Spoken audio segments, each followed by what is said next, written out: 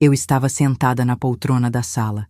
Aquela mesma poltrona onde costumava embalar meus filhos quando eram pequenos, olhando para o telefone que não tocava há 3 horas e 45 minutos. Sim, eu estava contando cada minuto daquele Dia das Mães de 2024. 71 anos de vida, 4 filhos criados com tanto amor, e nenhum deles tinha se dado ao trabalho de pelo menos mandar uma mensagem de bom dia.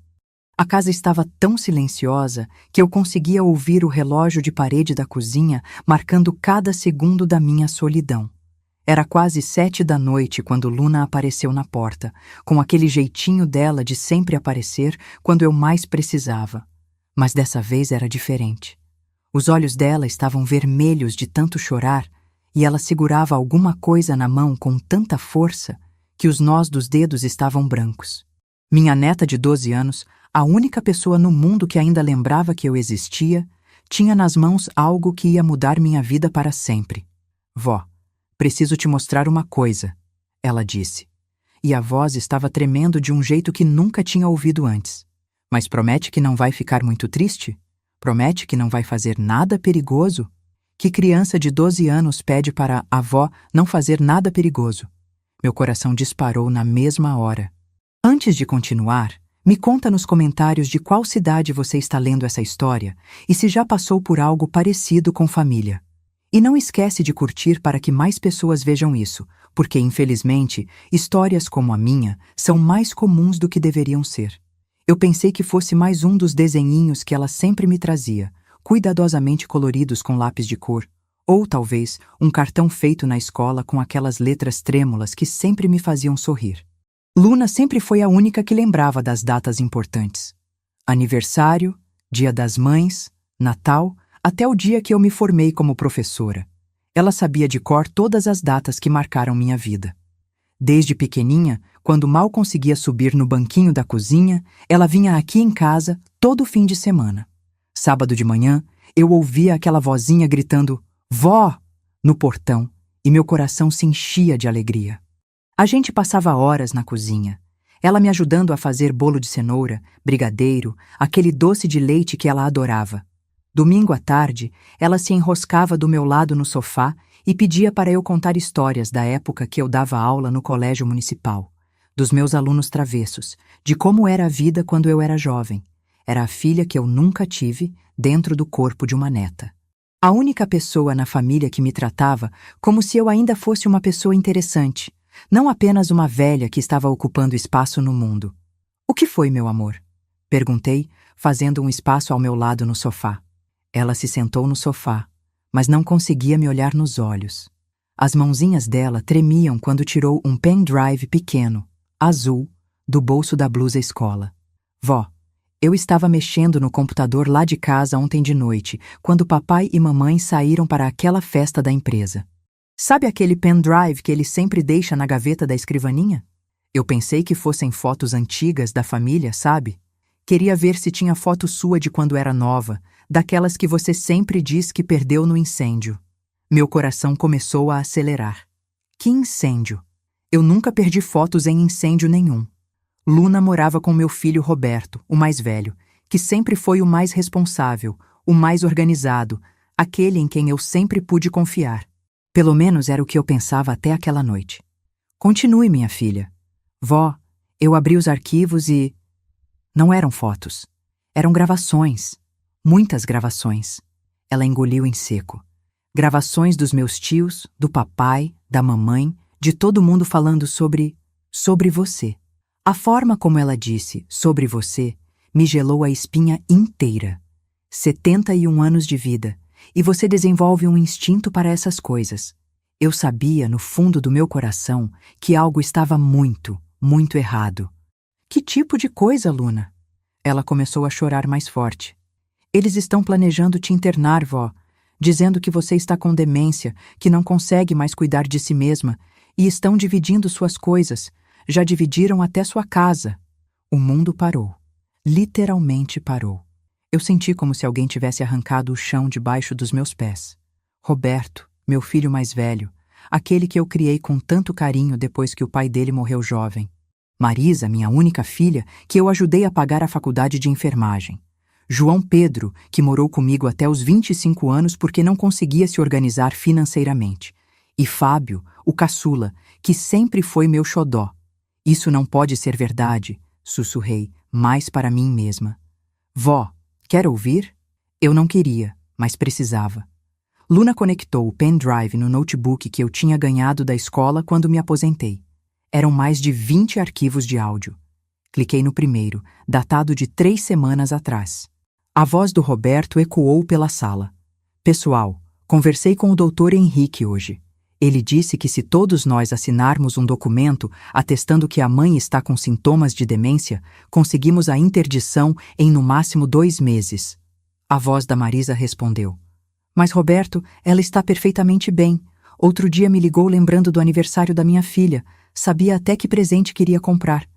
Marisa, você quer ficar esperando ela morrer naturalmente para ver se sobra alguma coisa? A casa dela está avaliada em 800 mil. Fora as economias, as joias da nossa avó, os móveis antigos.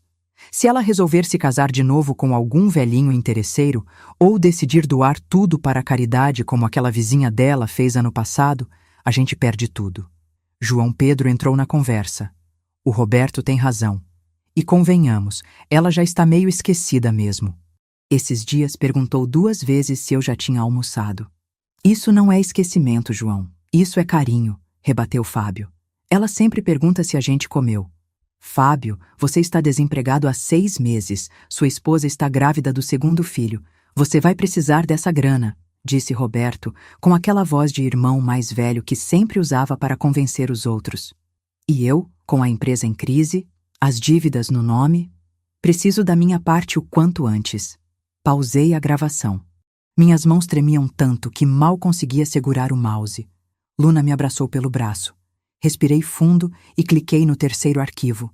Era uma conversa em grupo. Eu reconhecia as vozes de todos os meus filhos. Gente, eu visitei a mãe ontem, disse a voz da Marisa.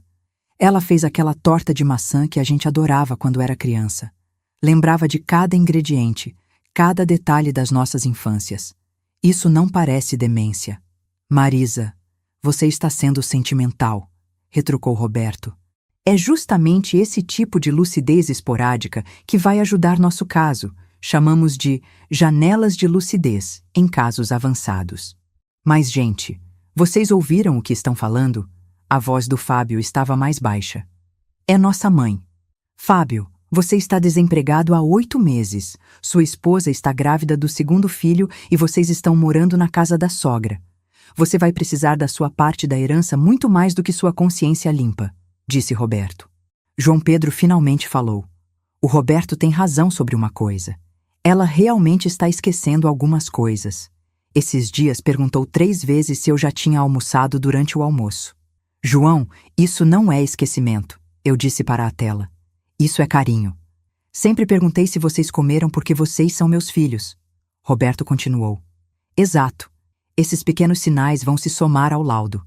Todos nós vamos precisar dar depoimentos consistentes. Episódios de confusão, esquecimento, comportamentos estranhos. Luna me abraçou pelo braço e sussurrou.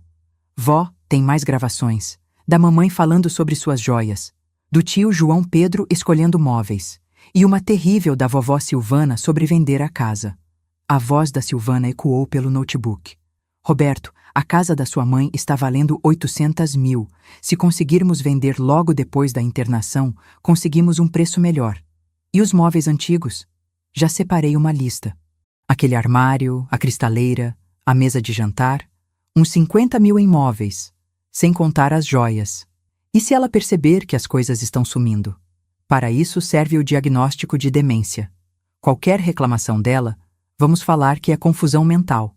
Eles riram de novo, como se fosse a coisa mais engraçada do mundo. Fechei o notebook. Não conseguia mais ouvir. Luna estava chorando baixinho do meu lado. Vó, eu não sabia o que fazer.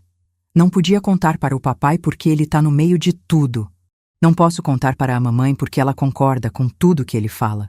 E os outros tios? Estão todos juntos nisso, completei.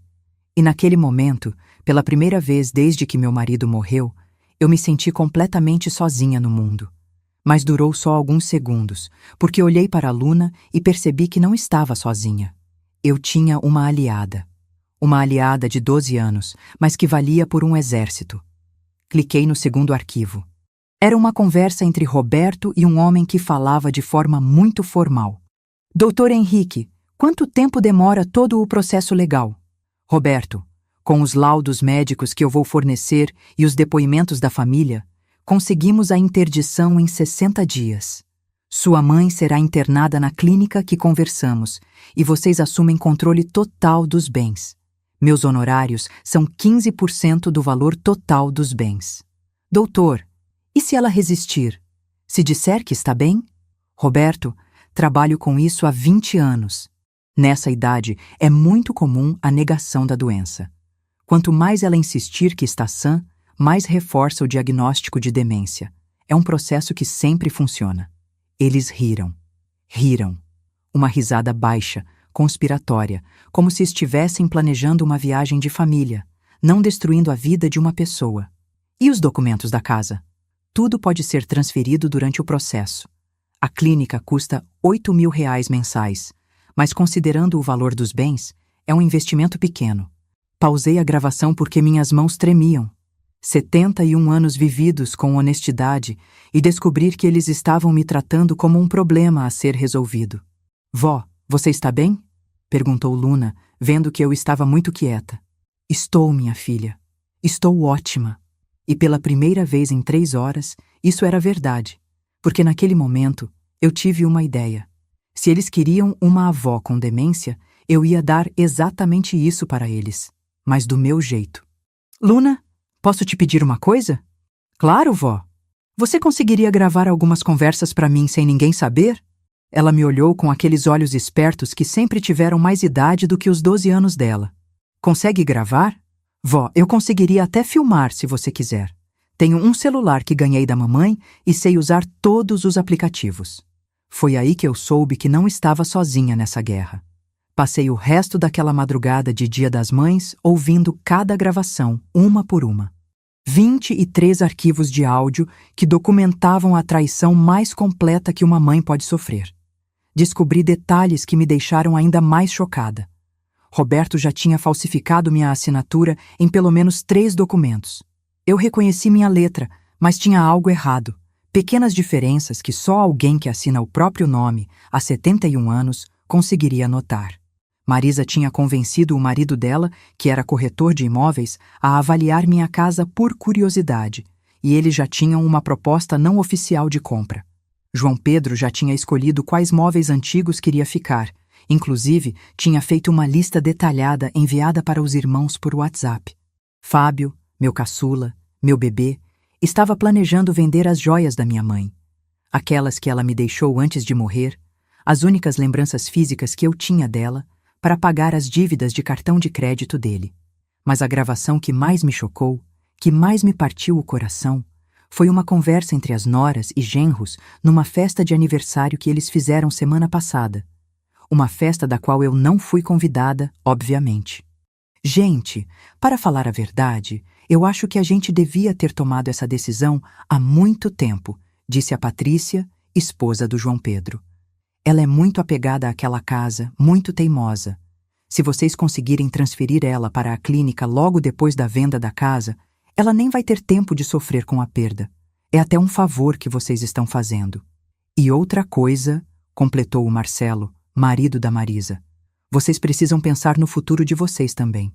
A Marisa está sempre estressada, preocupada se a sogra está bem, se precisa de alguma coisa. Quando ela estiver sendo cuidada por profissionais, vocês vão ter paz de espírito. Sofrer com a perda. Paz de espírito. Como se eu fosse um fardo que eles estavam carregando há anos, esperando uma oportunidade para se livrar.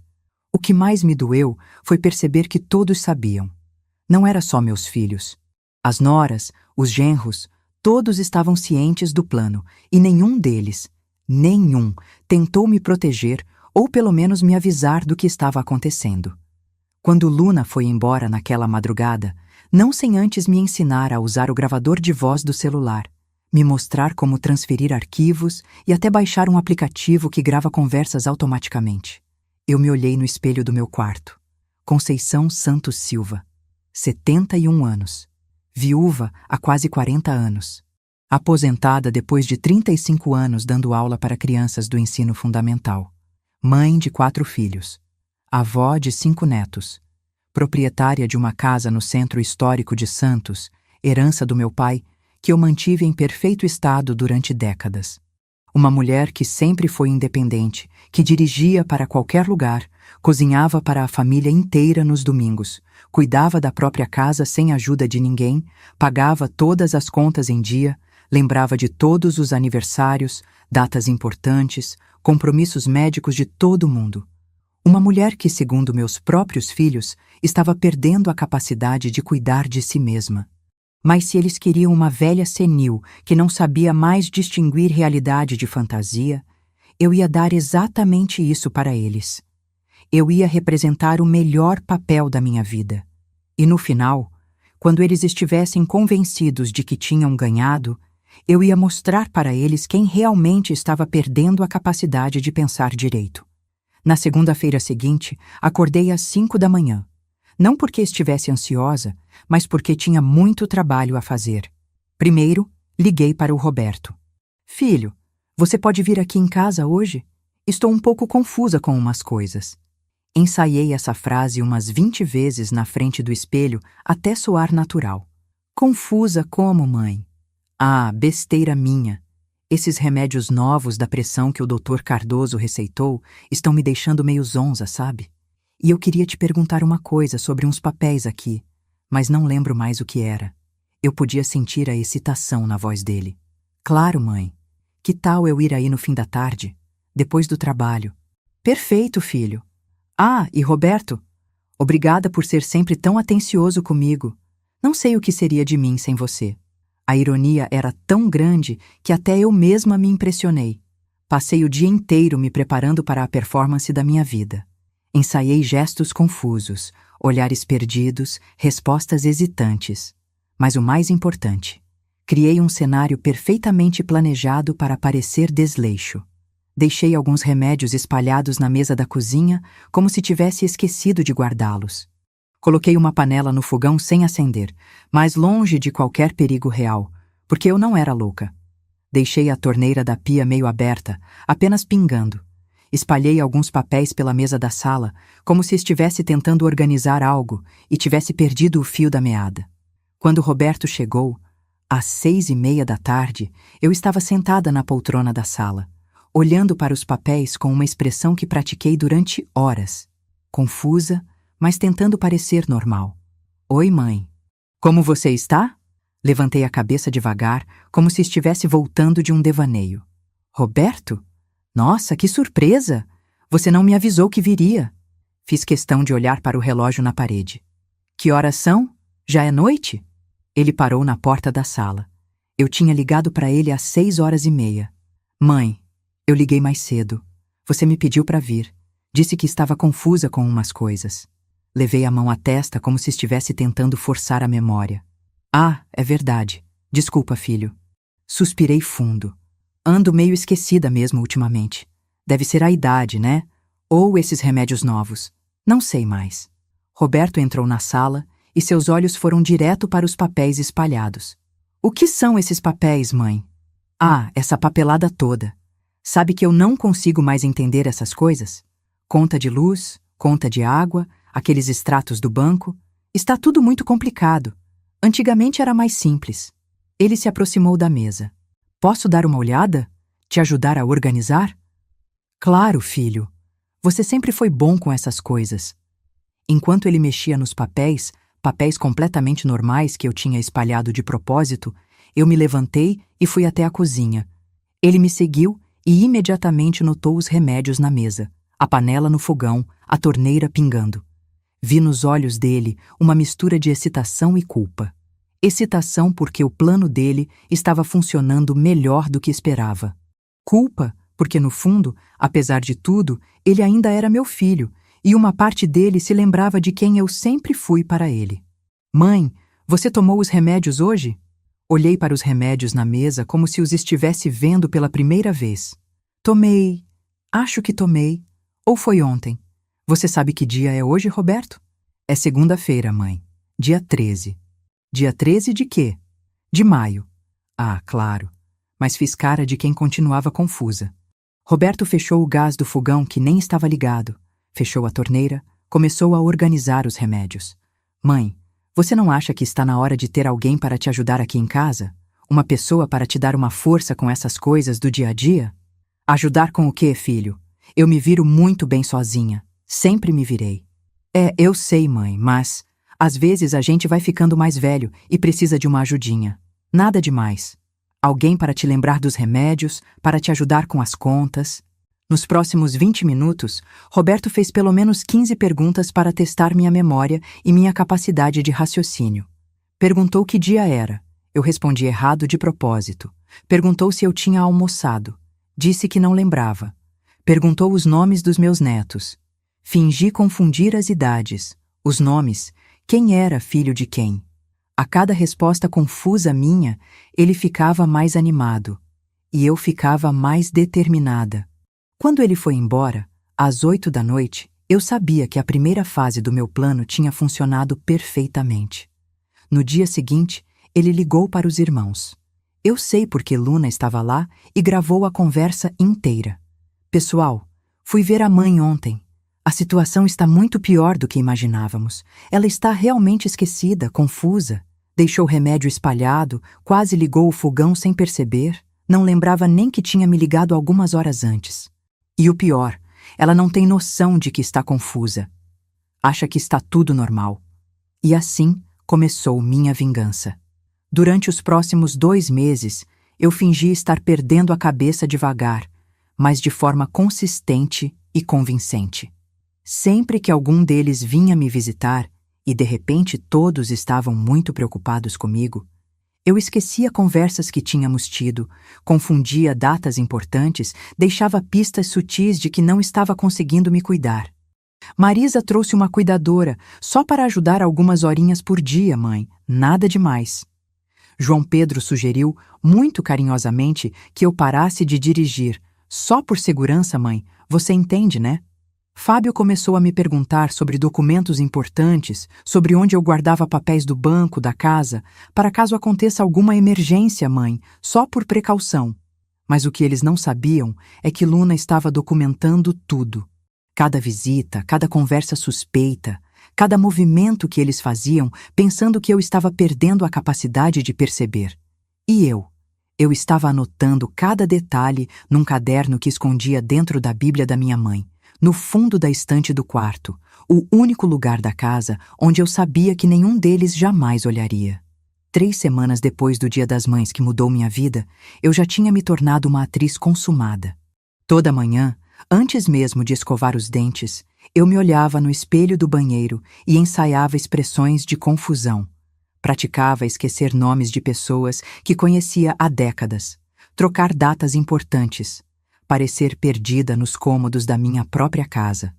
Testava diferentes tons de voz, às vezes mais infantil, às vezes apenas hesitante, sempre com aquela vulnerabilidade que faria qualquer filho se sentir responsável por proteger a mãe.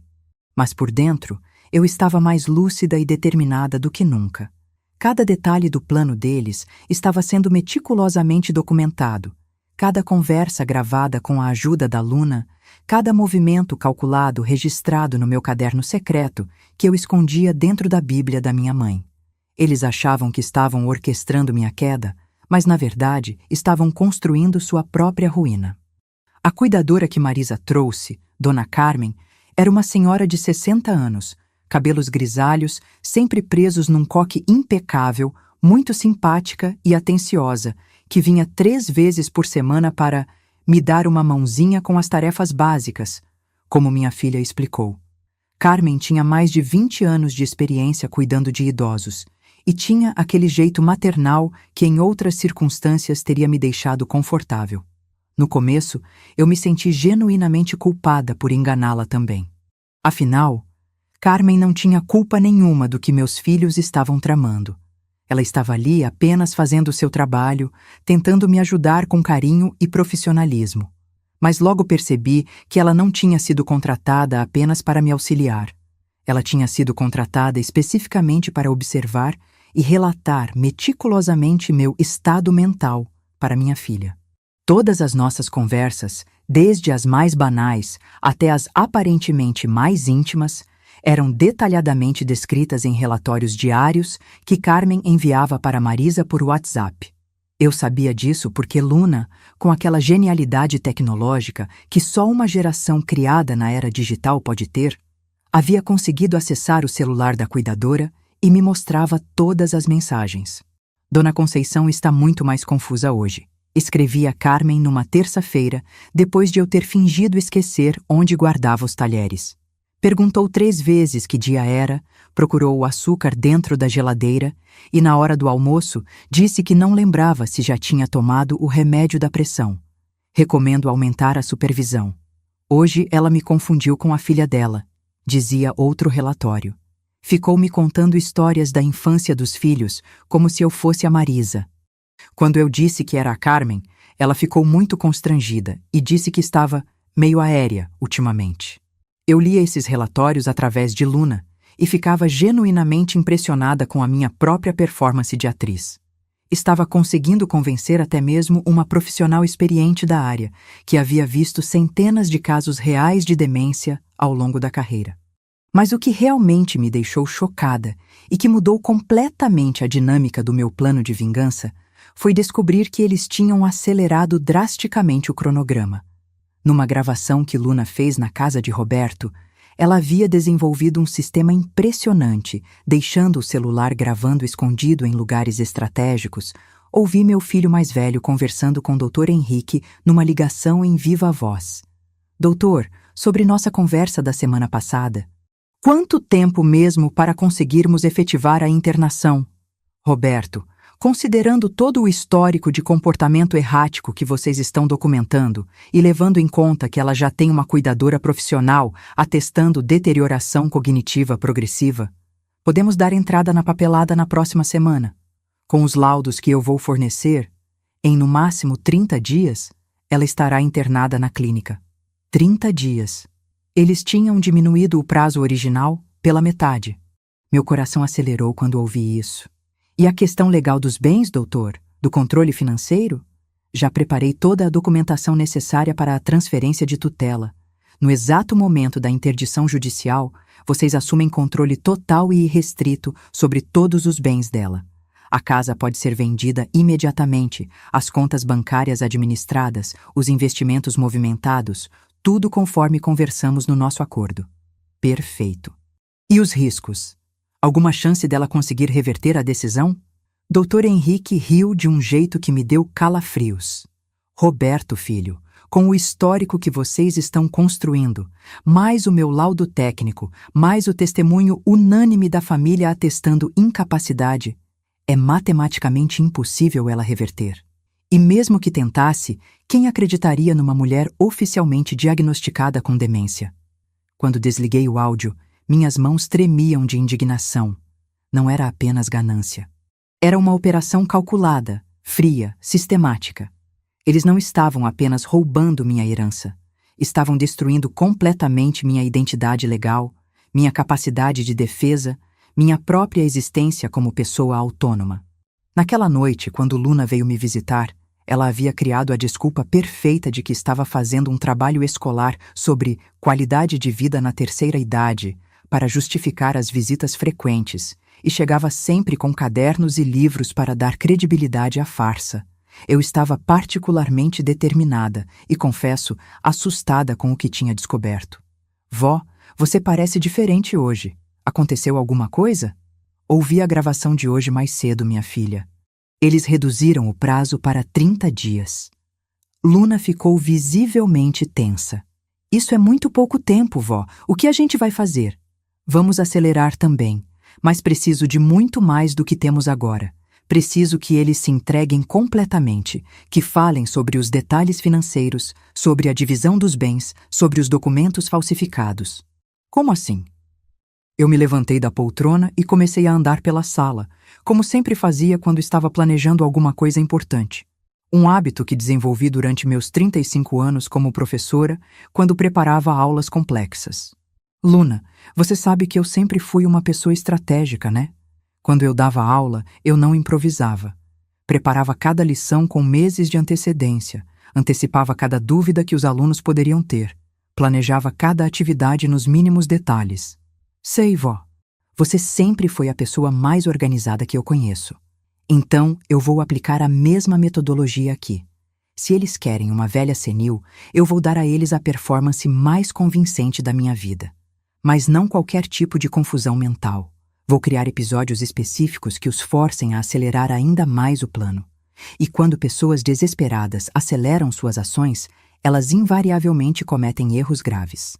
Luna se sentou na beirada do sofá, com aquela expressão concentrada que ela fazia quando estava realmente interessada. Que tipo de episódios? Vou simular alucinações, minha filha. Alucinações muito específicas, relacionadas exatamente com o que eles estão fazendo comigo. Quando uma pessoa com demência tem alucinações sobre o próprio futuro, os médicos interpretam como deterioração acelerada da condição. E isso vai fazer eles se apressarem mais? Vai fazer eles acharem que tem pouco tempo para agir antes que eu me torne completamente irracional. E quando eles estiverem com pressa, vão falar abertamente sobre coisas que normalmente manteriam em segredo. No dia seguinte, às 6:30 da manhã, um horário calculadamente cedo demais para ser normal, comecei a segunda fase da minha vingança.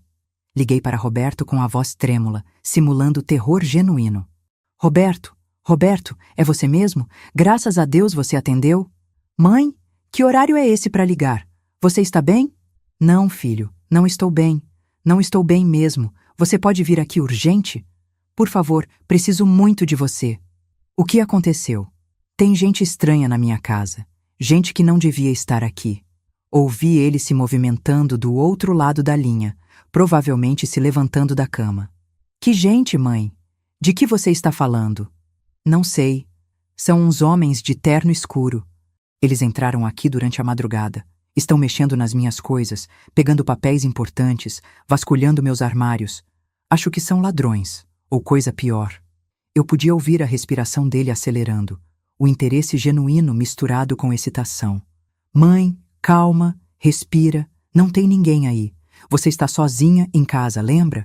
Como não tem ninguém? Elevei a voz, colocando desespero real na inflexão. Eles estão bem aqui na sala. Um deles está mexendo na minha escrivaninha, pegando os papéis do banco. O outro está olhando dentro da cristaleira. Mãe, escuta a minha voz com atenção. Respira fundo. Não tem ninguém aí. É só confusão da sua cabeça. Você entende? Fiz silêncio por alguns segundos calculados, como se estivesse processando a informação com dificuldade. Confusão da minha cabeça? Mas eles estavam aqui. Eu vi eles claramente. Mãe, eu estou indo aí agora. Fica calma. Não sai de casa. Não abre a porta para ninguém até eu chegar.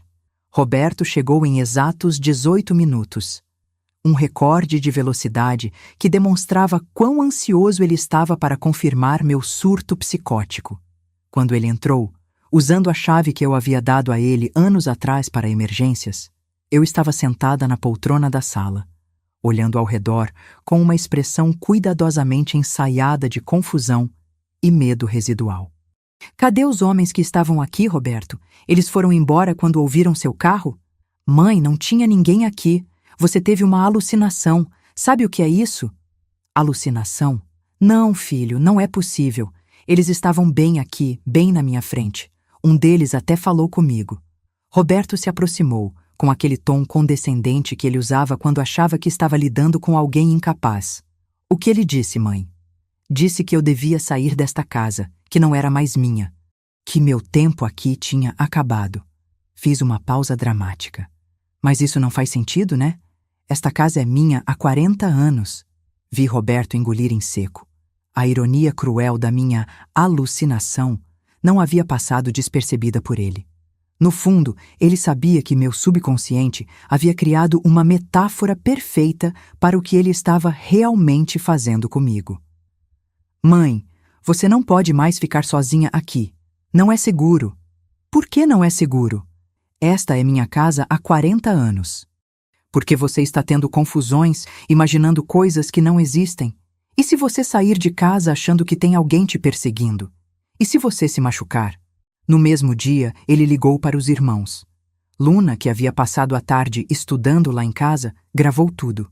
Pessoal, a situação da mãe ficou crítica. Ela me ligou hoje cedo dizendo que tinha homens estranhos dentro de casa, ladrões mexendo nas coisas dela. Quando cheguei lá, não tinha ninguém. Ela estava tendo alucinações. A voz da Marisa respondeu preocupada. Alucinações? Isso é grave, Roberto. É.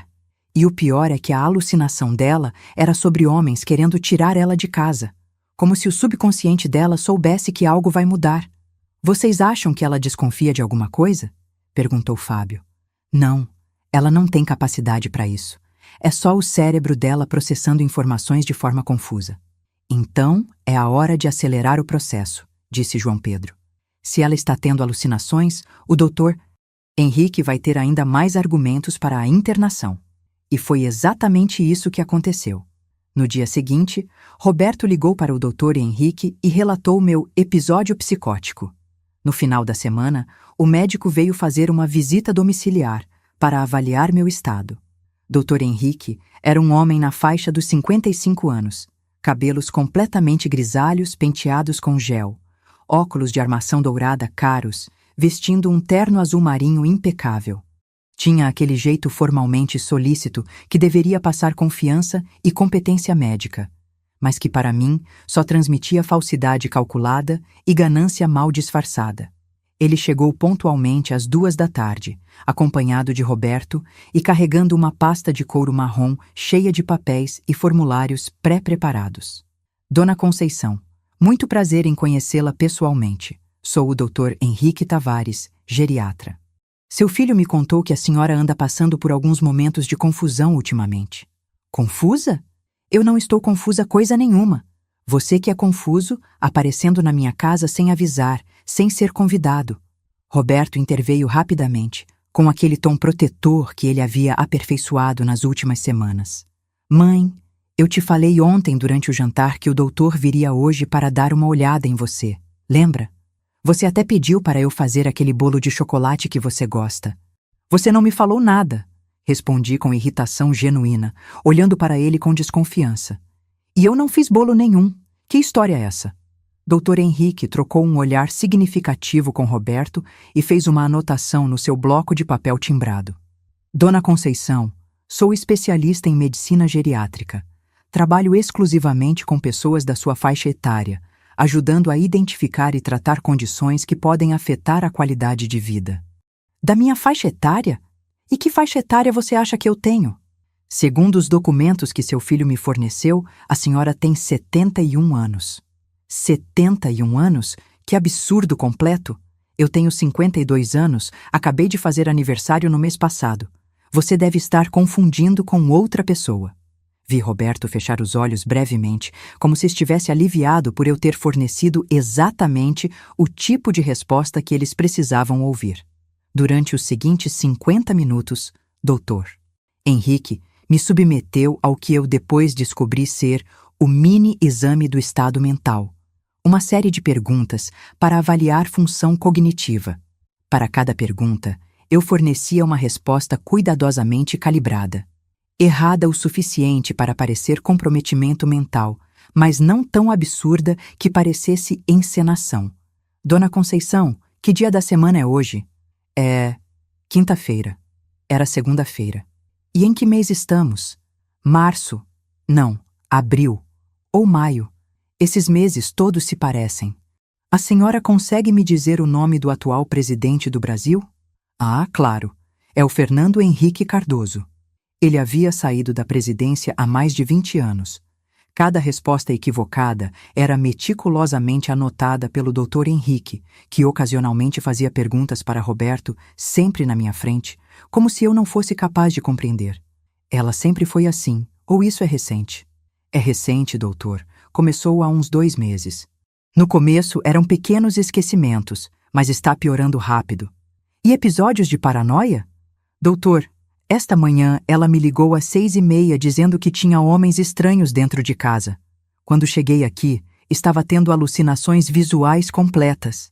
Dona Conceição, A senhora lembra dos homens estranhos que o Roberto disse que a senhora viu aqui em casa? Que homens? Ah, sim! Eles estavam mexendo nas minhas coisas, homens de terno preto. A senhora se lembra do que eles disseram? Disseram que eu tinha que sair daqui, que esta casa não era mais minha. Dr. Henrique anotou tudo num bloco de notas. Dona Conceição, esses homens não existiam. A senhora teve uma alucinação. Como não existiam? Eu vi eles bem aqui. É normal na sua condição. O cérebro às vezes cria imagens que parecem reais. Minha condição? Que condição? Eu estou ótima. Depois que eles saíram, eu fiquei na sala, processando o que tinha acontecido. Em menos de 1 hora, um médico que nunca tinha me visto na vida, baseado apenas nos relatos da minha família e numa conversa onde eu fingi confusão, havia determinado que eu tinha demência e precisava ser internada. Naquela noite, Luna chegou com uma notícia que mudou completamente os rumos do meu plano. Vó, você não vai acreditar no que eu descobri. O que foi, minha filha? Eu estava fuçando no computador do papai de novo e encontrei uns e-mails. Ele não está só planejando te internar. Ele já assinou um contrato de venda da sua casa. Meu sangue gelou. Como assim? Tem um contrato preliminar de compra e venda assinado há 1 semana. A casa vai ser vendida por R$750 mil, que é menos do que vale, e o comprador é uma empresa de investimentos. Mas, vó, adivinha quem é o sócio majoritário dessa empresa? Não me diga que... A Silvana, vó, a esposa do papai. Eles criaram uma empresa fantasma para comprar sua casa por um valor menor e depois vão vender pelo preço real. É golpe duplo. Naquele momento, eu entendi que não estava lidando apenas com filhos ingratos querendo herança. Estava lidando com uma operação criminosa sofisticada, orquestrada pelo meu próprio filho mais velho e pela mulher que eu tratava como filha há 15 anos. Luna, preciso te contar uma coisa. Amanhã à noite, todos eles vão vir aqui para uma conversa em família. Ouvi Roberto combinando com os irmãos. Acho que vão me apresentar a decisão da internação como se fosse pelo meu bem. E o que você vai fazer? Vou dar a eles exatamente o que esperam. Vou parecer tão confusa, tão incapaz, que eles não vão ter a menor dúvida de que estão fazendo a coisa certa. Mas, Luna, sim, preciso que você grave tudo. Tudo mesmo. Porque quando eles acharem que ganharam, que conseguiram me convencer a aceitar a internação voluntariamente, eles vão relaxar. E pessoas relaxadas falam coisas que não deviam. Entendi. E depois? Depois, minha querida neta, vamos mostrar para toda a família Santos e para toda a cidade de Santos quem realmente perdeu a capacidade de pensar direito. E vocês sabem qual foi a parte mais triste de tudo? Naquela noite, pela primeira vez em semanas, eu chorei de verdade. Não lágrimas de teatro, não encenação. Chorei porque tinha certeza absoluta de que no dia seguinte, meus 4 filhos iam sentar na minha mesa, olhar nos meus olhos e me convencer de que entregar minha liberdade e minha dignidade era a melhor coisa que eu poderia fazer por eles. Mas eles não sabiam que eu estava 5 passos à frente. A reunião de família estava marcada para o sábado às 7 da noite. Roberto ligou na quinta-feira para combinar, como se fosse uma ocasião especial, não uma emboscada calculada para destruir minha vida. Mãe, que tal a gente se reunir no sábado? Faz tempo que não jantamos todos juntos. Todos quem, filho? Eu, a Silvana, Marisa, Marcelo, João Pedro, Patrícia, Fábio e a Carla. Os filhos também vão, claro. Todos os meus filhos, genros, noras e netos. Era uma jogada inteligente. Usar a presença das crianças para me deixar mais vulnerável emocionalmente, menos propensa a questionar ou resistir a qualquer sugestão que eles fossem fazer. Que bom, filho. Há quanto tempo não temos uma reunião de família assim? É, mãe. A gente precisa conversar sobre umas coisas importantes também. Que tipo de coisas? Ah, depois conversamos. Nada demais. O importante é estarmos todos juntos. Passei os 2 dias seguintes me preparando como uma general, planejando a batalha definitiva. Luna e eu revisamos cada detalhe do nosso plano. Ela havia conseguido pequenos gravadores de áudio em 3 lugares estratégicos da sala de jantar. embaixo da mesa, atrás do quadro da parede e dentro do vaso de plantas. Além disso, ela configurou o próprio celular para gravar vídeo discretamente. Vó, você tem certeza de que vai conseguir manter a encenação durante a noite toda? Minha filha, eu dei aula durante 35 anos. Você acha que eu não sei como manter a atenção de uma plateia? Mas, vó, eles são sua família. Não vai ser difícil fingir demência olhando nos olhos dos seus próprios filhos? Luna, quando você atua para pessoas que você ama, você está fingindo ser a pessoa que eles precisam que você seja. E que pessoa eles precisam que você seja? Uma velha confusa e incapaz que precisa ser salva de si mesma. Sábado chegou como um dia de tempestade disfarçado de céu azul. O tempo estava lindo, o sol brilhando, os vizinhos cuidando dos jardins. Ninguém poderia imaginar que ali, naquela casa amarela com varanda de madeira no centro histórico de Santos, uma guerra silenciosa estava sendo travada. Passei a manhã cozinhando. Não porque precisasse. Eu podia ter pedido comida pronta, mas porque precisava manter as mãos ocupadas para não enlouquecer de nervosismo. Fiz lasanha de berinjela, a sobremesa preferida de todos eles desde pequenos. Fiz farofa da minha mãe, aquela receita que eu guardava como um tesouro de família. Preparei caipirinha com limão do pé do quintal, suco natural de maracujá, guaraná antártica gelado para as crianças. Era irônico e dolorosamente simbólico estar preparando aquela festa de despedida, porque era isso que era, uma festa de despedida da minha liberdade, com tanto carinho e dedicação. Às 6 da tarde, comecei a me arrumar. Escolhi um vestido azul marinho com pequenas flores brancas, daqueles que as pessoas associam com vovozinhas queridas. Prendi o cabelo num coque baixo, passei um batom rosado discreto, borrifei aquele perfume suave que uso há 20 anos. Olhando no espelho, eu parecia exatamente o que eles queriam ver. Uma senhora de 71 anos, digna, cuidada, mas visivelmente frágil. Luna chegou às 6h30, como combinamos. Oi, vovó, posso ajudar a terminar de arrumar a mesa? Claro, meu amor. Você sempre foi minha melhor ajudante. Enquanto organizávamos os pratos e talheres, ela ativou discretamente todos os gravadores.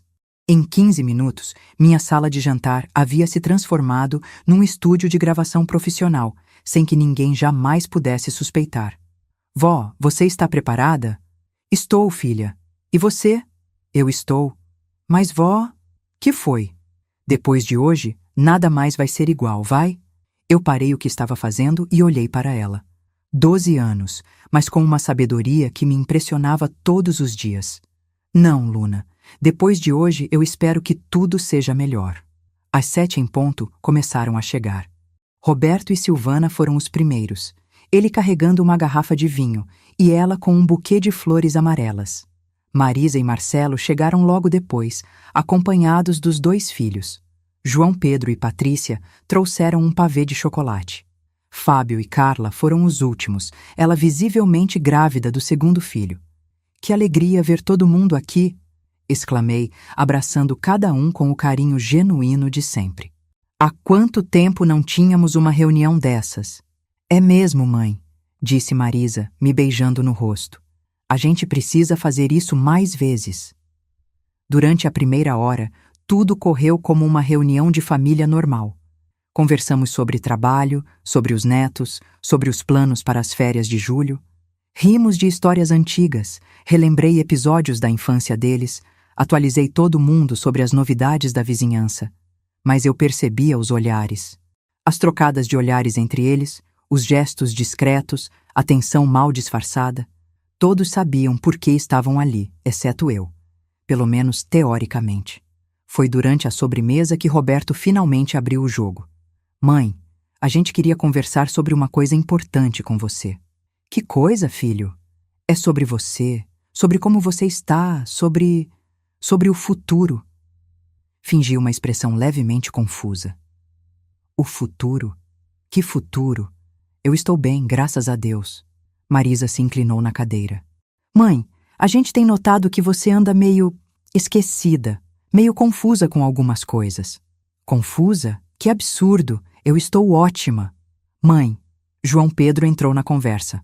Outro dia você me ligou 3 vezes no mesmo dia perguntando se eu ia vir no domingo. E você tinha acabado de falar comigo. Isso é normal quando a gente está ansiosa para ver os filhos. Vocês vêm tão pouco aqui? Fábio trocou um olhar com Roberto antes de falar. Mãe, a dona Carmen, sua cuidadora, tem falado com a Marisa. Ela está preocupada com você. Preocupada por quê? Ela é muito exagerada, essa moça. Ela disse que você tem confundido ela com outras pessoas. Que às vezes você esquece onde guarda as coisas. Eu fiz cara de ofendida. Isso é bobagem. A Carmen que está ficando velha, não eu. Roberto respirou fundo. Mãe, o doutor Henrique veio aqui na semana passada, lembra? Que doutor? O geriatra. Ele fez umas perguntas para você. Ah, sim. Aquele homem simpático. Mas eu não entendi bem por que ele veio. Ele veio porque a gente está preocupado com você. Preocupados por quê? Silvana, que até então havia ficado quieta, entrou na conversa. Dona Conceição, a senhora sabe que todos nós amamos muito a senhora, né? Claro que sei, filha. Então a senhora precisa entender que tudo que vamos falar é porque queremos o melhor para a senhora. Pronto. Aquela frase era o sinal de que a manipulação emocional estava começando oficialmente. Mãe, o doutor. Henrique conversou conosco depois da consulta, disse Roberto. Ele disse que você está com sintomas de demência inicial. Demência? Que coisa horrível de se dizer. Eu não tenho demência nenhuma. Mãe, demência não é um xingamento. É uma condição médica. Muita gente tem, principalmente na nossa idade. Na nossa idade? Roberto, eu tenho 52 anos. Silêncio total na mesa. Todos me olharam com aquela expressão de quem acabou de ter a confirmação que precisava. Mãe, disse Marisa suavemente. Você tem 71 anos, fez aniversário em março. Fingi ficar confusa, levei a mão à testa. 71? Não pode ser. Como pode ser 71? Mãe, você nasceu em 1953, disse João Pedro. 1953? Mas então? Então eu sou mesmo uma velha. Vi lágrimas nos olhos da Marisa. Por um segundo, senti uma pontada de culpa genuína. Mas aí lembrei das gravações, dos planos deles, do contrato de venda da minha casa. O importante não é a idade, dona Conceição, disse Silvana. O importante é a senhora estar bem cuidada. Bem cuidada como? Mãe, a gente vinha conversando. Roberto assumiu o controle da conversa novamente. E chegamos na conclusão de que talvez seja melhor você ter mais ajuda. Mais cuidado, médico. Mas eu já tenho a Carmen. Carmen vem só 3 vezes por semana. Você precisa de cuidado integral. Cuidado integral? Mãe, existem lugares especializados, disse Marisa. Lugares bonitos, confortáveis, com médicos, enfermeiros, atividades para pessoas na sua situação. Aí estava. A proposta de internação. Que situação? Com demência, mãe?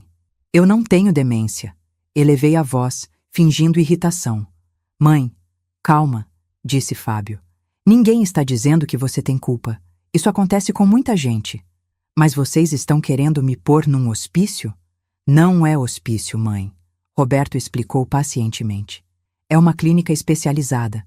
Tem jardins, tem atividades, outras pessoas da sua idade. Você não vai ficar sozinha. Mas eu gosto de ficar sozinha. Esta é minha casa. Mãe, você não pode mais ficar sozinha. E se acontecer alguma coisa? E se você cair? E se você esquecer o fogão ligado? Eu nunca esqueço o fogão ligado.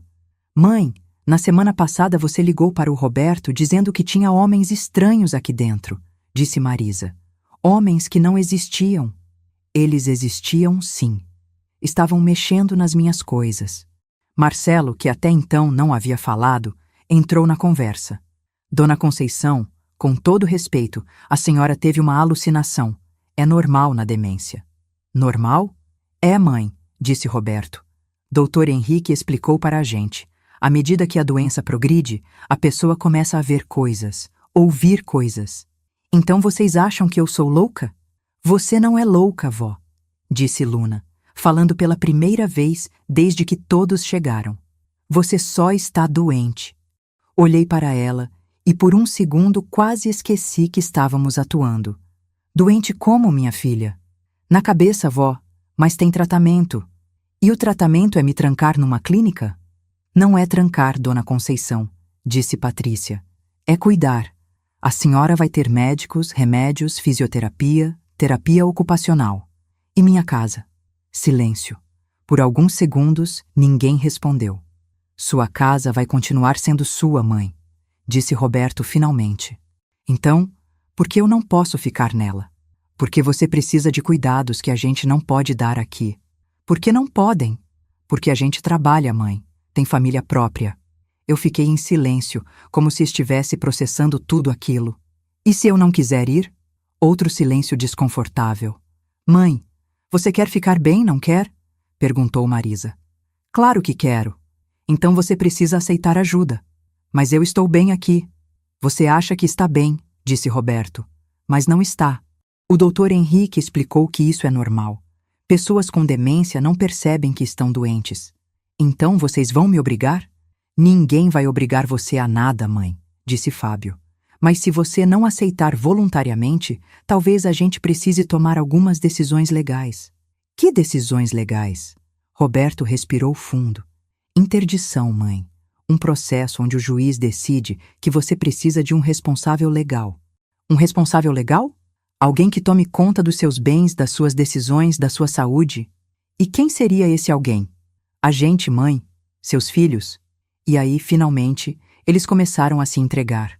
E eu, representando o papel de uma mulher confusa e vulnerável, comecei a fazer exatamente as perguntas que precisava para extrair deles todas as informações que me fariam ganhar essa guerra.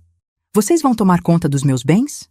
É, mãe, disse Roberto, visivelmente mais confortável agora que o assunto estava em aberto. É melhor para você não ter que se preocupar com essas coisas. Que coisas? Contas, documentos, decisões financeiras. Mas e a minha casa? Eu posso voltar para ela depois que eu melhorar? Roberto trocou um olhar rápido com Silvana. Mãe, sua casa é muito grande para você. Muito trabalho. Trabalho? Para manter, para limpar. E além disso, ele hesitou. Além disso, o quê, filho? Mãe, casa parada acaba deteriorando. Talvez seja melhor a gente pensar numa solução mais prática. Que solução? Silvana entrou na conversa com aquela voz doce que ela usava quando queria convencer alguém de alguma coisa. Dona Conceição, a casa da senhora é muito valiosa, numa localização privilegiada no centro histórico. Se a gente vender, a senhora vai ter dinheiro para pagar a clínica por muitos anos, sem se preocupar. Vender minha casa? Só se for necessário, mãe, disse Roberto rapidamente. Necessário para quê? Para pagar seus tratamentos, seus cuidados. Mas eu tenho aposentadoria, tenho poupança. Mãe, disse Marisa, aposentadoria de professora não é muito e clínica particular é cara. Quanto custa? A que a gente visitou custa 8.000 por mês, disse João Pedro. 8.000 por mês. Exatamente o valor que eu tinha ouvido na conversa entre Roberto e Dr. Henrique. 8.000? Minha aposentadoria é de 2.500. Exato, mãe. Por isso que seria bom usar o dinheiro da venda da casa. E onde vocês iriam vender? Já temos algumas pessoas interessadas, disse Marcelo. É uma casa muito procurada. Quanto vale? O corretor avaliou em 800.000, disse Silvana. Mentira. Eu sabia pela Luna que eles tinham um contrato de venda por 750.000 com a empresa fantasma da própria Silvana. 800.000? É muito dinheiro. É, mãe. Dá para você ficar tranquila por muitos anos. E vocês vão administrar esse dinheiro para mim? Claro, mãe, disse Roberto. A gente vai cuidar de tudo. Você não vai precisar se preocupar com nada. E os móveis? Minhas coisas? Outro silêncio constrangido. Mãe, no início você vai poder levar algumas coisas pessoais para a clínica, disse Marisa. O resto o quê? A gente vai guardar o que for importante, disse João Pedro. O que tiver valor sentimental. E o que não tiver? Talvez seja melhor vender também, disse Fábio, para ajudar com os custos. Perfeito. Eles estavam confirmando tudo que eu já sabia. Queriam vender minha casa, meus móveis e usar o dinheiro para se enriquecer enquanto me mantinham trancada numa clínica. E as joias da minha mãe? Fábio ficou visivelmente desconfortável. As joias? Bem, mãe, você não vai precisar de joias na clínica. Então vocês vão ficar com elas? A gente vai guardar para você, disse Marisa rapidamente. Guardar onde? Em lugar seguro. Que lugar? Roberto interveio. Mãe, não precisa se preocupar com esses detalhes agora. O importante é você aceitar o tratamento. Mas eu quero saber onde vocês vão guardar as joias da minha mãe. Num cofre no banco, disse Silvana. Que banco? O mesmo onde você tem conta. Mentira de novo. Eu sabia que Fábio estava planejando vender as joias para pagar suas dívidas. E quando eu posso visitar vocês? Visitas são liberadas nos fins de semana, disse Roberto. Todos os fins de semana? Dependendo do seu estado de saúde. E se eu melhorar? Se eu não tiver mais demência? Roberto riu, mas foi um riso sem alegria. Mãe, demência não tem cura, é degenerativa. Degenerativa? Só piora com o tempo. Então eu nunca vou sair da clínica? Silêncio total. Por alguns segundos, ninguém respondeu. Mãe, vamos pensar no presente, disse Marisa. No que é melhor para você agora. Mas eu quero saber. Eu nunca vou sair? Provavelmente não, disse Roberto finalmente. Eu fingi começar a chorar. Mas eu não quero morar numa clínica. Eu quero ficar na minha casa. Mãe, não chora, disse Marisa, se levantando para me abraçar. Vai ser bom para você. Você vai ter amigos, vai ter cuidado médico. Mas eu não vou ter minha casa. Não vou ter minhas coisas. Você vai ter coisas novas, disse Silvana. Coisas adequadas para a sua nova vida. Nova vida? Como pessoa assistida, Dona Conceição. Sem responsabilidades, sem preocupações. E quando isso vai acontecer? Roberto trocou um olhar com os irmãos. Semana que vem a gente vai dar entrada no processo de interdição, disse ele. Processo? É um trâmite legal, mãe, para formalizar que você precisa de cuidados. E depois? Depois você vai para a clínica. Quando? Em uns 30 dias. 30 dias? Fingi estar assustada. Tão rápido? Quanto antes, melhor, disse João Pedro, para sua segurança. E se eu não quiser? Roberto respirou fundo. Mãe, nesse caso, o juiz vai decidir por você. O juiz pode me obrigar? Pode, mãe, quando a pessoa não tem mais capacidade de decidir por si mesma. Mas eu tenho capacidade. Mãe, você acabou de dizer que tem 52 anos, disse Marisa suavemente. Disse? Disse. E esqueceu que o Dr. Henrique veio aqui. E teve alucinações com homens estranhos. Então vocês acham que eu sou doida? Você não é doida, vó, disse Luna, numa atuação impressionante. Você só não está conseguindo pensar direito. E por isso vocês vão vender minha casa? Só se for preciso, disse Roberto. Preciso para quê? Para pagar seus cuidados. Mas vocês disseram que já tem gente interessada. Roberto ficou desconfortável. É uma possibilidade, mãe. Quem são as pessoas interessadas? Uma empresa de investimentos. Que empresa? Não precisa se preocupar com isso agora. Mas eu quero saber. Silvana interferiu rapidamente. Dona Conceição, esses detalhes são complicados. A senhora não precisa se preocupar. Por que são complicados? Porque são questões técnicas, jurídicas. Mas é minha casa. Sua casa que vai ser vendida para seu próprio bem, disse Marcelo. Para meu bem ou para o bem de vocês? Pronto. Eu havia feito a pergunta que precisava fazer. Mãe, como você pode pensar uma coisa dessas? Disse Roberto, fingindo estar ofendido. Porque vocês estão muito animados para vender minha casa e me pôr numa clínica. A gente está preocupado com você. Preocupados ou interessados no dinheiro? Mãe! Roberto, responde. Vocês vão ganhar alguma coisa com isso?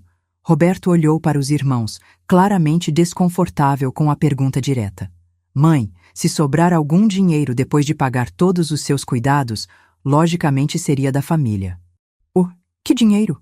O dinheiro da venda da casa, dos móveis. Quanto vocês acham que vai sobrar? Não sabemos, mãe. Depende de quanto tempo você ficar na clínica. E se eu ficar muito tempo? Aí não sobra nada. E se eu morrer logo? Silêncio constrangido novamente. Mãe, não fala assim, disse Marisa. Mas é uma possibilidade, não é? E se eu morrer, vocês ficam com o que sobrar? É como funciona a herança, disse Fábio. Então vocês estão torcendo para eu morrer logo? Claro que não, disse Roberto. Mas seria mais vantajoso para vocês. Mãe, Para de falar assim. É verdade ou não? Roberto suspirou. Mãe, a gente só quer o que é melhor para você. E se o que é melhor for eu ficar na minha casa? Você não pode ficar na sua casa. Não é seguro. Não é seguro ou não é conveniente? As duas coisas. E foi aí que eu soube que tinha conseguido o que precisava. Em menos de 2 horas, eles haviam confessado, na frente de múltiplos gravadores, que pretendiam me internar contra minha vontade, vender minha casa e meus bens, administrar meu dinheiro e ficar com o que sobrasse quando eu morresse. Naquela noite, depois que todos foram embora, eu me sentei na mesma poltrona onde tudo havia começado 2 meses atrás. Luna estava ao meu lado, transferindo todos os arquivos de áudio e vídeo para o notebook. Tínhamos mais de 3 horas de gravações comprometedoras, incluindo confissões explícitas sobre a venda fraudulenta da minha casa, planos de apropriação indébita dos meus bens e até comentários sobre como seria mais conveniente se eu morresse logo. Vó, a gente conseguiu tudo. Eles se entregaram completamente. Conseguimos mais do que eu esperava, Luna. Agora vem a parte que eu mais estava esperando. A vingança? A justiça, minha filha. A justiça. Domingo de manhã, às 8 em ponto, liguei para Roberto. Minha voz estava diferente, firme, clara, sem nenhum vestígio da confusão fingida da noite anterior. Roberto, preciso falar com você e com seus irmãos. Todos aqui em casa às 2 da tarde. Mãe, você está bem? Sua voz está diferente. Estou ótima, filho. Melhor do que estive nos últimos 2 meses. Mãe, ontem você estava... Ontem eu estava representando Roberto. Hoje não estou mais. Silêncio do outro lado da linha. Representando? Às 2 da tarde. Tragam o Dr. Henrique também. E os advogados que vocês contrataram. Ah, e Roberto. Sim? Tragam também os documentos que vocês falsificaram com minha assinatura. Todos eles. E desliguei. Passei a manhã me preparando para o que seria, sem dúvida, o momento mais importante da minha vida. Às 2 da tarde, eles chegaram um por um, com aquela expressão de quem não sabia exatamente o que esperar. Roberto, Marisa, João Pedro, Fábio, as noras e genros. Doutor Henrique, visivelmente desconfortável. E um advogado que eu não conhecia, carregando uma pasta cheia de papéis. Mas eles não eram os únicos convidados. Também estavam ali o Dr. Mário Andrade, meu médico particular há 15 anos, que havia feito uma avaliação completa da minha saúde mental na sexta-feira. A doutora Ana Beatriz Cunha, advogada especialista em direito de família que eu havia contratado secretamente. E 3 vizinhos que eu havia convidado para servir como testemunhas. Sentem-se todos, por favor, disse eu, assumindo o controle da situação desde o primeiro momento. Roberto tentou tomar a frente. Mãe, o que é isso? Por que tanta gente? Porque, Roberto, depois de 2 meses fingindo demência para descobrir até onde ia a ganância de vocês, chegou a hora de acertar as contas. O silêncio que se seguiu foi ensurdecedor. Fingindo demência? Perguntou Marisa com a voz trêmula. Fingindo. Desde o dia que Luna me mostrou as gravações de vocês planejando me roubar, eu venho representando o papel de uma velha senil para que vocês se sentissem seguros para confessar todos os seus crimes. Dr. Henrique se levantou, claramente tentando sair da situação. Dona Conceição, acho que houve algum mal-entendido. Sente-se, doutor. Você não vai sair daqui até responder por todas as suas falsas avaliações médicas. Silvana tentou protestar. Dona Conceição, a senhora não está bem. Está tendo um episódio... Silvana, a única coisa que não está bem aqui é a sua cara de pau. Luna, pode ligar o som? Luna, que estava sentada discretamente no canto da sala, conectou o notebook a um alto-falante portátil e começou a reproduzir as gravações. Primeira faixa. A conversa entre Roberto e Dr. Henrique sobre os honorários de 15% dos meus bens. A cor sumiu do rosto de Roberto. Mãe, eu posso explicar... Quieto. Vocês vão ouvir tudo antes de tentar se explicar. Segunda faixa. Silvana falando sobre a empresa fantasma que ela havia criado para comprar minha casa por um valor abaixo do mercado. Silvana começou a chorar. Dona Conceição, eu nunca quis, Nunca quis criar uma empresa falsa no seu nome para comprar minha casa por R$ 50.000 a menos do que vale? Terceira faixa. Fábio discutindo com os irmãos sobre vender as joias da minha mãe para pagar suas dívidas de cartão de crédito. Fábio ficou de pé. Mãe, eu estava desesperado, com dívidas. Senta, Fábio, e escuta. Quarta faixa. A conversa da noite anterior, onde todos eles confessaram que seria mais vantajoso se eu morresse logo depois da internação. João Pedro tentou sair da sala. Eu não vou ficar ouvindo isso. Vai sim, Dr. Mário. Pode falar sobre minha condição mental, por favor? Doutor. Mário Andrade, um senhor de 68 anos com quem eu havia me consultado na sexta-feira anterior, se levantou. Sou médico da Dona Conceição há 15 anos. Na sexta-feira passada, ela me procurou para fazer uma avaliação completa do seu estado cognitivo. Após 4 horas de exames neurológicos, testes de memória e avaliação psicológica, posso atestar que Dona Conceição Santos Silva está em perfeita saúde mental. Não apresenta nenhum sintoma de demência, Alzheimer ou qualquer outro tipo de comprometimento cognitivo. Dr. Henrique tentou contestar. Mas os sintomas que ela apresentou, a confusão mental, as alucinações, foram todos encenados, doutor, como a senhora mesmo acabou de confessar. Doutora Ana Beatriz se levantou. Sou advogada da Dona Conceição. Com base nas gravações que vocês acabaram de ouvir e que foram obtidas legalmente dentro da própria residência dela, temos evidências de conspiração para fraude, falsificação de documentos, tentativa de apropriação indébita e formação de quadrilha para cometer crimes contra a pessoa idosa. Roberto tentou mais uma vez. Mãe, a gente só queria te ajudar. Ajudar? Roberto, vocês falsificaram minha assinatura em documentos, criaram uma empresa fantasma para roubar minha casa. Planejaram me internar contra minha vontade numa clínica que custa R$ 8.000 por mês, sendo que vocês sabiam que minha aposentadoria é de 2.500. Subornaram um médico para dar um laudo falso de demência. Mãe, você não entende, a gente estava preocupado. Preocupados com o quê? Com o dinheiro que vocês iam herdar? Marisa começou a chorar. Mãe, como a senhora pôde fazer isso conosco? Fingir que estava doente? Marisa, como vocês puderam fazer isso comigo? Planejar roubar tudo que eu construí na vida? A gente não ia roubar, a gente ia cuidar do seu dinheiro. Mentira. Vocês iam usar meu dinheiro para pagar as dívidas de vocês, comprar coisas para vocês, se enriquecer às minhas custas. E quando eu morresse, iam dividir o que sobrasse. Dr. Henrique tentou se justificar. Dona Conceição, os sintomas que a senhora apresentava eram consistentes com demência inicial. Doutor, o senhor jamais me viu antes da semana passada. Baseou seu diagnóstico apenas no que meus filhos falaram. Isso não é medicina, é charlatanismo. Mas eu sou um profissional qualificado. O senhor é um profissional que aceita dinheiro para dar laudos falsos. Isso tem nome: crime. Silvana tentou uma última cartada. Dona Conceição, a senhora está cometendo um erro. A gente realmente ama a senhora. Silvana, pessoas que amam não criam empresas falsas para roubar a casa de quem amam. Não falsificam assinaturas, não planejam internações forçadas. Fábio explodiu. Mãe, a senhora fez a gente passar vergonha. A senhora nos enganou. Eu os enganei? Fábio, vocês passaram 2 meses me enganando. Me tratando como se eu fosse uma incapaz, uma louca, uma pessoa que não merecia respeito nem dignidade. João Pedro tentou minimizar.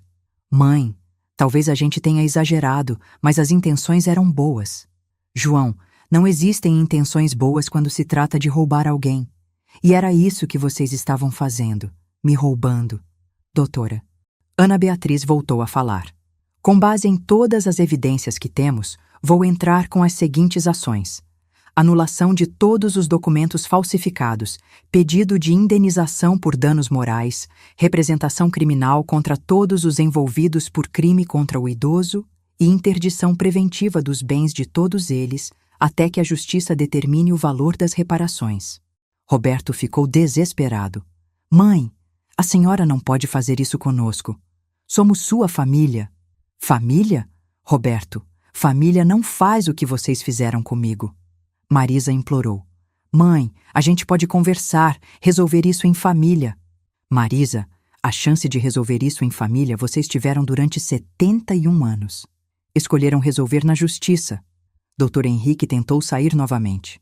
Eu preciso ir embora.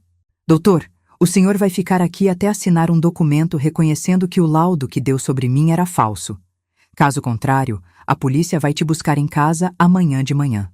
O advogado que eles tinham trazido tentou tomar controle da situação. Senhora Conceição, como representante legal da família, Você não representa nada aqui. Doutora Ana Beatriz, pode explicar para este senhor qual é a situação legal dele? Com prazer. Qualquer advogado que tenha participado da elaboração de documentos fraudulentos pode ser enquadrado como copartícipe dos crimes. Recomendo que procure sua própria representação legal. Foi aí que Luna se levantou e fez a pergunta que eu estava esperando. Vó, e agora? O que vai acontecer com a herança? Boa pergunta, minha filha. Ontem de manhã, antes de vocês chegarem aqui, eu fui ao cartório e modifiquei meu testamento. O silêncio foi total. Modifiquei como, mãe? Perguntou Roberto, com a voz trêmula. Muito simples. Roberto, Marisa, João Pedro e Fábio foram completamente excluídos da herança. Silvana gritou. A senhora não pode fazer isso. Posso e fiz. Meus bens serão divididos da seguinte forma: 50% para o orfanato Santa Clara, aqui de Santos, onde eu sempre fiz trabalho voluntário. 30% para a Luna, a única pessoa nesta família que realmente me amou e respeitou. E 20% para uma fundação que vou criar para ajudar idosos vítimas de abusos familiares. Fábio começou a chorar. Mãe, isso não é justo. A gente é seu filho. Justo? Fábio, justo era vocês me respeitarem. Justo era vocês me amarem de verdade, não fingirem amar enquanto planejavam me roubar. Roberto tentou uma última vez. Mãe, se a senhora não estava doente, por que não falou com a gente? Por que essa encenação toda? Roberto, porque se eu tivesse falado com vocês diretamente, vocês teriam negado tudo. Diriam que eu estava mal entendendo, que eu estava paranoica, que eu estava ficando senil de verdade. A única forma de provar o que vocês estavam fazendo era deixar vocês se entregarem sozinhos. Mas, mãe, não tem mais, Roberto. Vocês fizeram suas escolhas. Escolheram a ganância ao invés do amor. Escolheram me tratar como um problema ao invés de me respeitarem como mãe. Escolheram planejar minha internação forçada ao invés de conversarem comigo sobre suas preocupações. Marisa fez mais uma tentativa.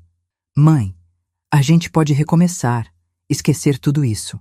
Marisa, não se esquece uma traição dessa magnitude.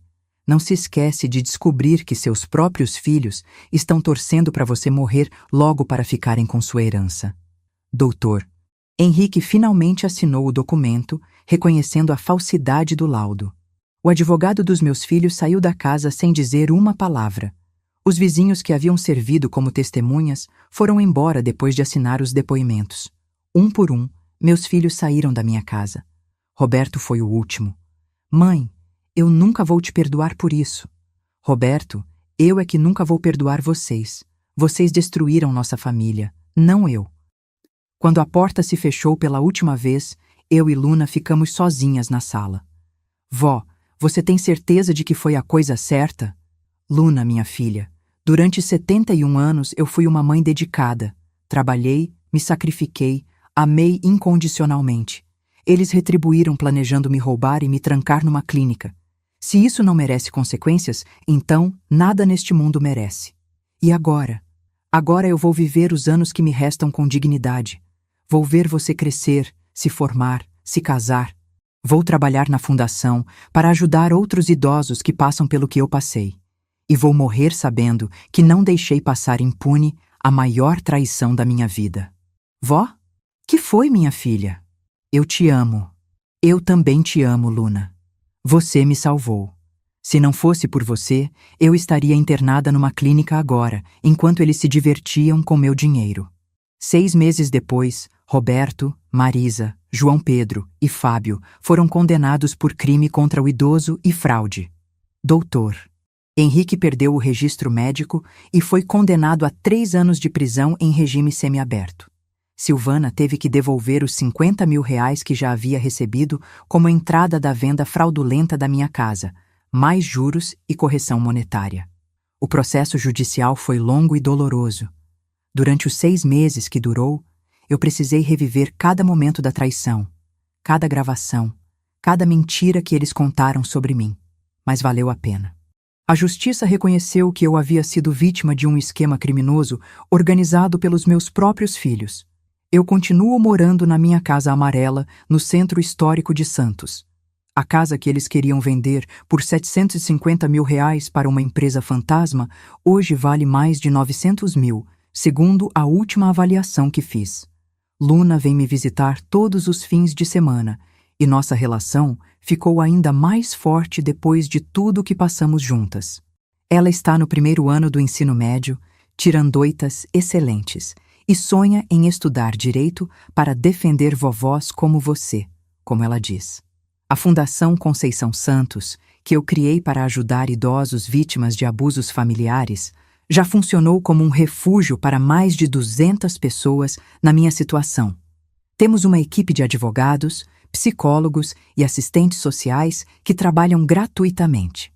A fundação fica numa casa que eu aluguei na Rua do Comércio, bem no centro da cidade, e todo dia recebemos pelo menos 5 casos novos. O que mais me impressiona é descobrir que minha história não é única. Pelo contrário, é assustadoramente comum. Filhos que se apropriam dos bens dos pais idosos, que falsificam documentos, que internam os pais contra a vontade para ficarem com a herança. A diferença é que a maioria dos idosos não tem uma Luna na vida, alguém corajoso o suficiente para expor a verdade. Na semana passada, uma senhora de 78 anos chamada Dona Maria procurou a fundação. A história dela era quase idêntica à minha. Os 2 filhos queriam interná-la numa clínica e vender a casa dela para pagar os tratamentos. A diferença é que Dona Maria realmente tinha alguns problemas de memória. Nada grave, apenas o esquecimento normal da idade. Mas os filhos estavam usando isso como desculpa para tomar controle de todos os bens dela. Conseguimos reverter o processo de interdição dela na justiça. Hoje, Dona Maria mora numa casa adaptada para idosos, com cuidadores profissionais, mas mantendo sua independência e dignidade. E o mais importante, ela mantém controle total dos seus bens. Quanto aos meus filhos, tentaram entrar em contato comigo algumas vezes. Roberto me ligou no Natal passado, chorando, pedindo perdão, dizendo que estava arrependido. Marisa apareceu na minha porta no meu aniversário, com flores e um cartão escrito à mão. João Pedro me mandou uma carta de 5 páginas, explicando como estava passando por dificuldades financeiras depois da condenação. Fábio, o mais orgulhoso, nunca tentou se aproximar. Eu não atendi as ligações. Não recebi Marisa. Não respondi à carta do João Pedro. Não porque eu seja uma pessoa rancorosa, mas porque algumas traições são grandes demais para serem perdoadas. Eles não apenas tentaram me roubar, eles tentaram me tirar minha dignidade, minha autonomia, minha identidade como pessoa capaz. E sabe qual foi a parte mais dolorosa de toda essa história? Não foi descobrir que eles queriam meu dinheiro. Foi descobrir que eles realmente acreditavam que eu era incapaz, que eu era um fardo, que eu era uma pessoa que não merecia ser ouvida, respeitada ou consultada sobre a própria vida.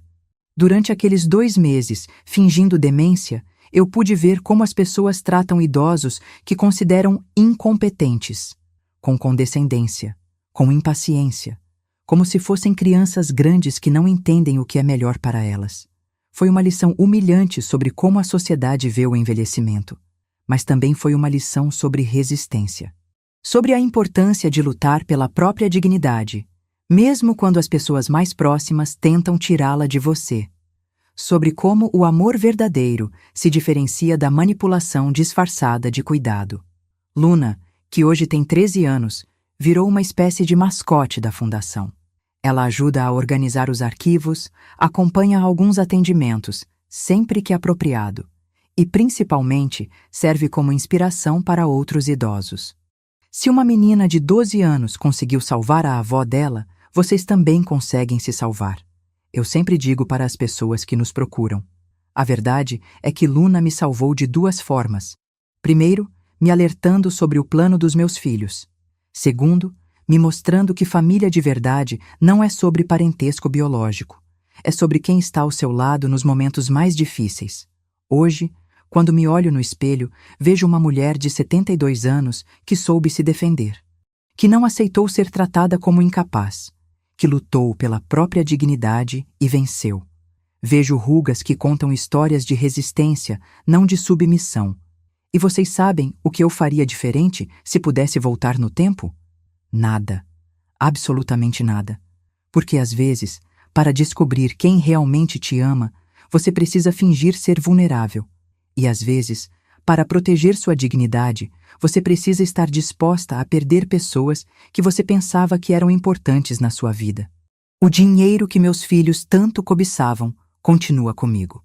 A casa que eles queriam vender continua sendo minha. As joias da minha mãe continuam no meu cofre. Mas o mais importante, minha dignidade, minha autonomia e meu autorrespeito continuam intactos. E sabe o que aprendi sobre envelhecer com dignidade? Que idade é só um número, mas sabedoria é uma conquista. Que ser idoso não significa ser incapaz, mas sim ter experiência suficiente para reconhecer quando estão tentando te enganar. Que o maior medo de qualquer pessoa não deveria ser morrer, mas sim viver os últimos anos sem dignidade. A verdadeira demência não é esquecer onde você colocou as chaves da casa. É esquecer que seus pais são seres humanos que merecem amor, respeito e cuidado verdadeiro. Não aquele cuidado interesseiro que vem acompanhado de procurações e documentos de interdição. Meu nome é Conceição Santos Silva. Tenho 72 anos. E esta foi a história de como fingi demência para descobrir que meus filhos eram muito mais doentes do que eu jamais poderia ser. Obrigada por chegar até o fim. Se essa história te tocou de alguma forma, curte e compartilha com alguém que precisa ouvir isso. E lembra, nunca é tarde demais para lutar pela sua dignidade.